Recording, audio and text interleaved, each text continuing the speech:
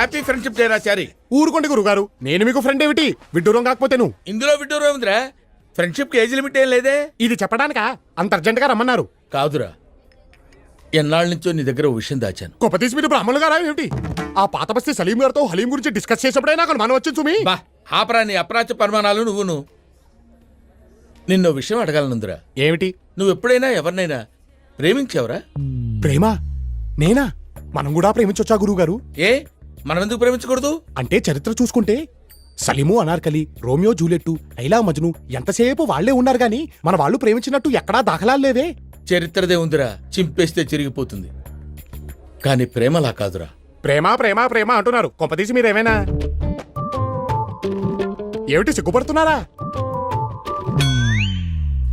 వీడు మొఖానికి సిగ్గు కూడాను. ఏమండోయ్, మీరు సిగ్గుపడ్డం మాని ఆ అమ్మాయి ఎవరో చెప్పండి.